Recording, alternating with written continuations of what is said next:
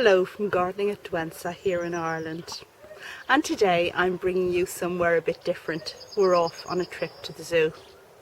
Why the zoo, you ask? Well, the answer is that for the last 9 years a lot of us gardeners have been noticing the really interesting planting that's gone on at the zoo. So it's been done in quite an ecological way, with planting in the enclosures of the animals to fit the habitat where they came from.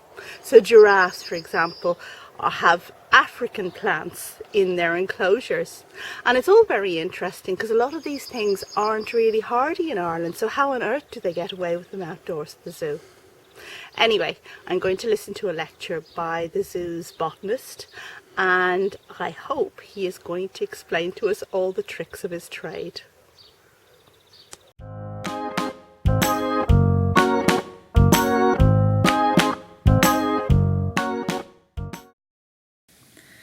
So today we're here at the zoo, and this is the original building that welcomed guests.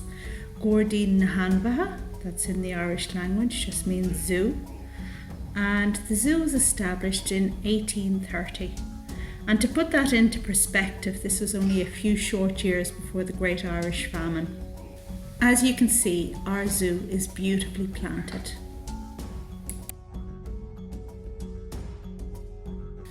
Today I'm the guest of the Irish Garden Plant Society. I've come to hear Stephen Butler. Now he's the zoo's senior horticulturalist and has been for the last 37 years, and he's going to talk about planting in the zoo on the occasion of his retirement. So this video is my paraphrasing of what Stephen explained to us on that day, and I hope I haven't made any errors. And here we go with some nice establishing shots of the planting at the zoo. Some fantastic tall echiums and acanthus, and everything looking really so well.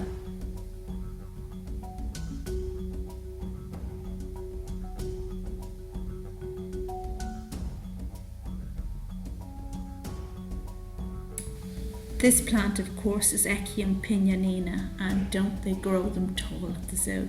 A fantastic self-seeder, and look how many they have, all dotted around the place.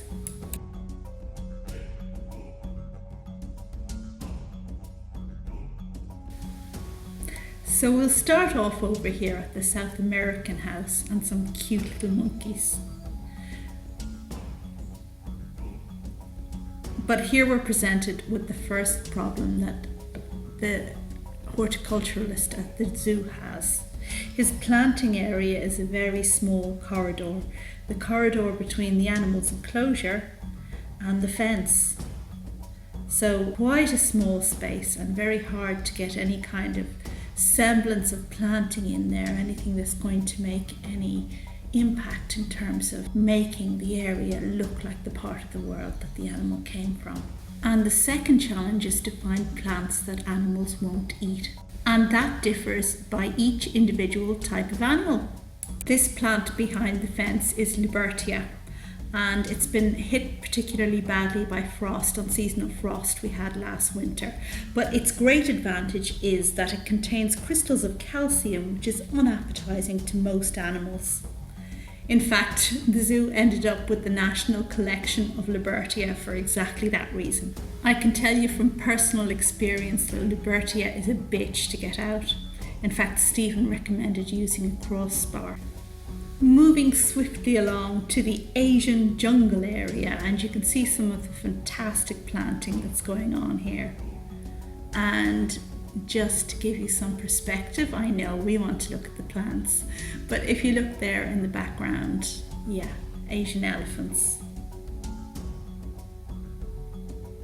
Now stay with me for a moment and notice the Cardiocrinum giganteum, that giant lily in the foreground. It's just amazing, and just right at home there with the elephants in the background. Mine has decided to flower this year for the first time. 7 years from seed, I tell you. It's no mean feat. Now, Stephen was presented with a bit of a conundrum. He wanted to distinguish between Asian jungle and African jungle, but he had to use hardy plants that would be hardy outdoors in Ireland. So the mechanism he used was to use small-leafed bamboo for the Indian area, like this one here, and large-leafed one for the African area. So the difference in use of different types of bamboo just gives the visitor a feeling of being in a different jungle area, the difference between India and Africa. We're now looking at a map of the zoo, and if you can see the "We Are Here" mark, everything below that was the original zoo. But they began to run out of space, and it was decided that more land would be given by the state to the zoo. Now the zoo is in a large park outside of Dublin called the Phoenix Park, and the land that was to be given to the zoo came from Áras an Uachtaráin, which is our president's residence. A new area north of the "You Are Here" mark stems from 2009 and encompasses savanna planting, and an exciting new departure in terms of how the zoo was designed. Now savanna, as far as any of us are concerned, means grasses. And the grasses that are used in the savanna area of the zoo are largely miscanthus. Miscanthus isn't an African grass at all, but it provided a hardy screen that was very useful and gave the impression of being an African savanna. But the problem arose that miscanthus needs to be cut back once a year. And because it was providing a screen, it couldn't be cut back once a year. So the solution became to cut back the part in front 1 year and then the part behind the second year, so that a screen was always in place. And the miscanthus has done very well as a result of that. Now savanna planting and South African planting in general is very exciting to us because we use so many of them in our gardens, like the Diasia personata featured in this picture here. Isn't it gorgeous and hardy in Ireland? Going back to the miscanthus screen, here we can see why that screen is so important. Visitors don't want to be looking at other visitors, so they obscure one set of visitors from the other. And here we have a fantastic eucalyptus, and I got in trouble early on by mentioning how I wished I could grow eucalyptus outdoors in Ireland, and as a result Stephen kept taunting me all through the talk, talking about how easy it was for them to get away with them outdoors there at the zoo, and I can't in Wexford. Even if we look down here, he pointed out that we have eucalyptus seedlings in the ground. Where are they? There they are, so easy for them. Oh, I wish I could get away with that. And you can see the array of fantastic plants that they can grow here at the zoo.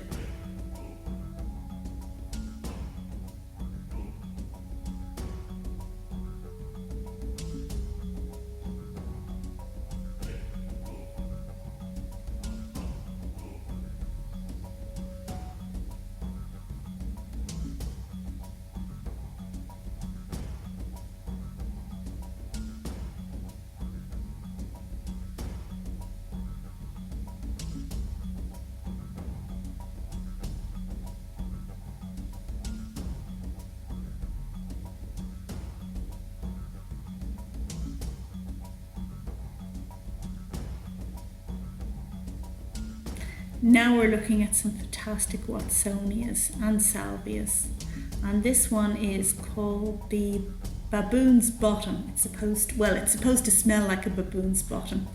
I don't know what that smells like, but I guess they do at the zoo.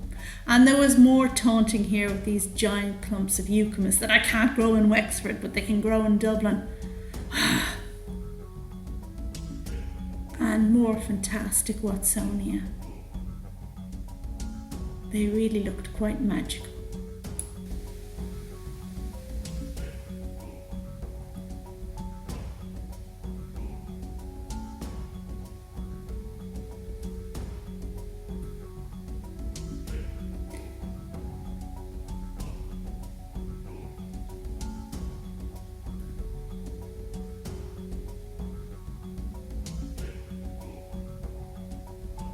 Now I think we're going over to the African jungle section, and we're going to see where the gorillas live, and they're out there on that island behind the Bescornaria.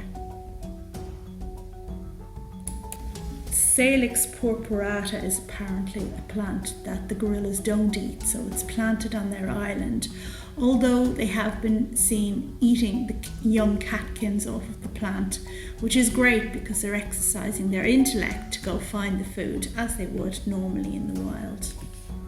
And again, looking over there at that gorilla island where they have plenty of cover to hide and not be seen if that's what they want.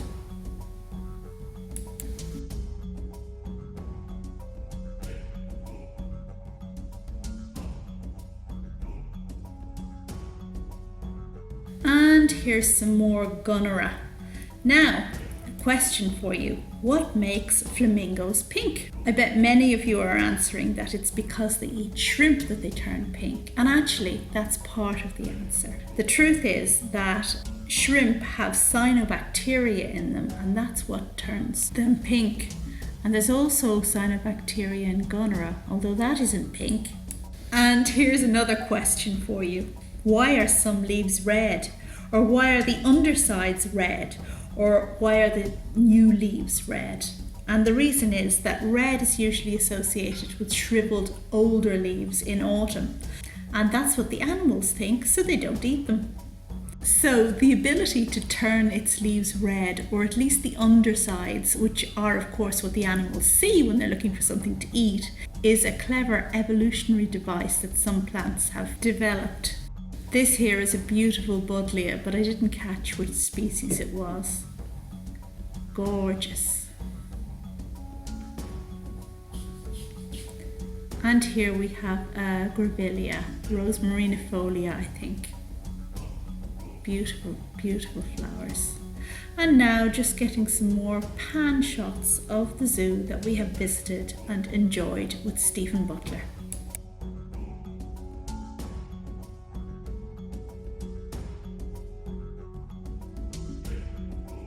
I hope you've enjoyed this visit, and if you have the opportunity to visit Dublin Zoo and see this planting for yourself, please do.